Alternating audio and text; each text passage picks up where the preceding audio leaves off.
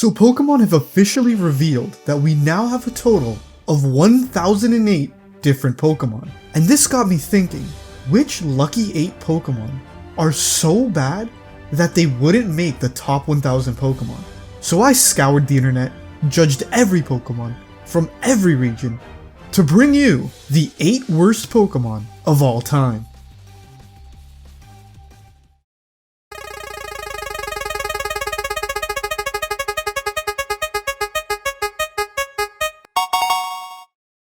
When people think of useless Pokemon, they think of things like male Combees or Salandits, Pokemon that are locked out from reaching their true potential.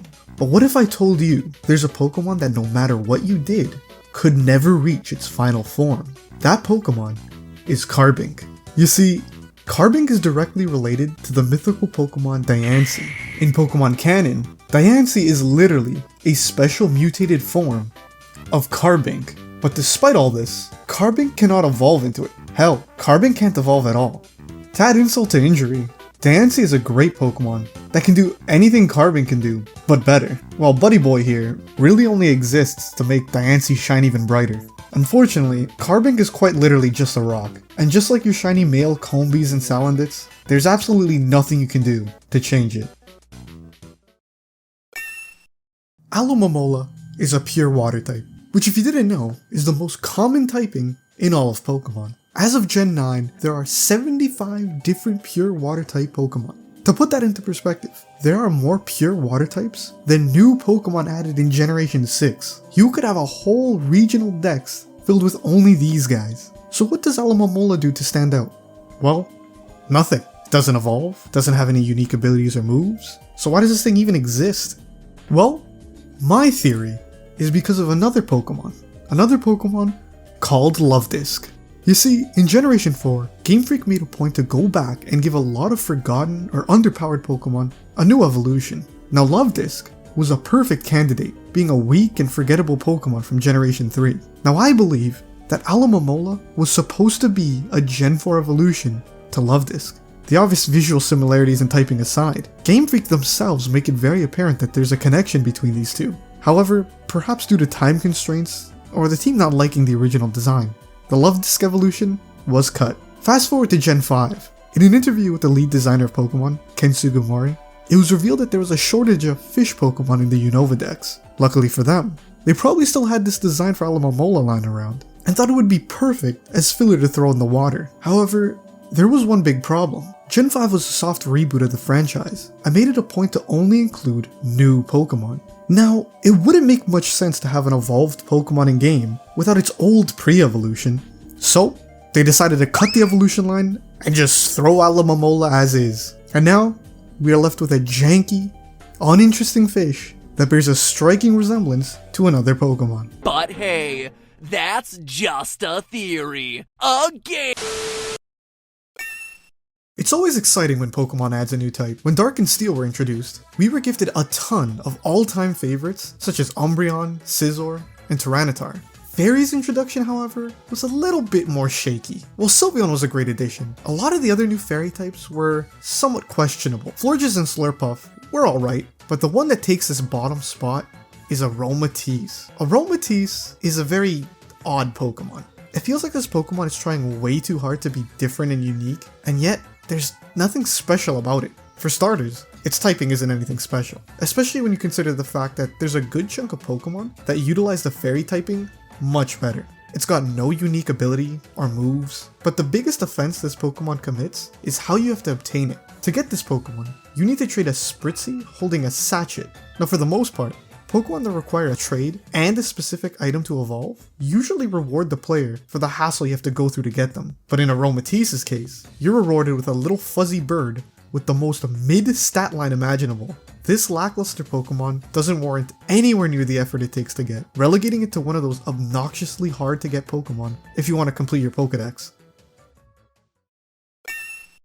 Now at first glance, there really isn't anything wrong with Eldegoss. You know, he's just a little plant guy, ain't nothing wrong with that. But once you start to zoom out and see the big picture, it'll start to make sense why this guy's at the very bottom. First off, it's a mono grass type, which already makes it quite boring. and it's not a very good Pokemon to use in game or competitively either. But the biggest problem with Eldegoss is its design. Eldegoss is based off of cotton, and plants that use the wind to scatter their seeds. Now this wouldn't be a problem at all, if we didn't already have not one, but two Pokemon based off similar concepts, Whimsicott and Jumpluff. Two Pokemon that not only predate Eldegoss, but are also just better in every way.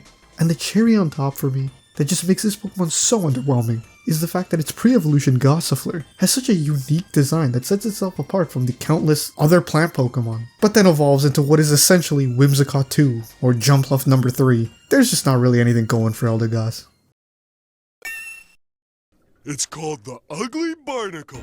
Now, I wouldn't expect much from a Pokemon based off one of the most repulsive organisms on the planet, but Barbaracle has to be one of the most disliked Pokemon in existence. Its rock-water typing isn't anything special, having competition with better and more beloved Pokemon. It's never been competitively viable, heavily relying on the move Shell Smash to do just about anything. People often forget this thing exists, but when they do remember it, it's for just how ugly it is. He was so ugly that everyone died. The end. Maractus has to be one of the most forgettable Pokemon in existence, and it's no surprise why. It doesn't evolve, doesn't have any unique abilities or moves, and like a lot of Pokemon on this list, it won't really help you in game or in competitive. Hell, it's not even the only Pokemon based off of a cactus. Cacnea and Cacturne were introduced before Maractus and are better in every way. Maractus quite literally only exists to give Unova's desert more personality. That's about it. So yep. Back in the day, people on the internet would often joke about Pokemon running out of ideas, usually by putting a smiley face on something and calling it a new Pokemon. Well, in Generation 8, that joke reached its logical conclusion, Stonjourner. This thing is quite literally a pile of rocks with a smiley face. I'd even go as far to say that it's probably the laziest design of all 1008 Pokemon. Well, actually, Stonjourner is based on the prehistoric monument Stonehenge. I'm glad you mentioned that, because that brings me to the real problem with this guy, region-inspired Pokemon. Starting around Generation 6 and 7, Pokemon started to heavily theme their new regions after the place they're based off of. For some reason, they decided to design Pokemon that literally beat you over the head to remind you what real-world location this region is based on. For example, here's Comfey, a Pokemon whose sole existence is just to remind the player that Alola is based on Hawaii. Stonjourner is another example of this trope, and is meant to remind the player that Galar is based on England. Now look, I'm all for references and interesting theming. However, problems start to arise when these Pokemon return in another region, because they leave the player asking why Stonehenge is walking around Spain.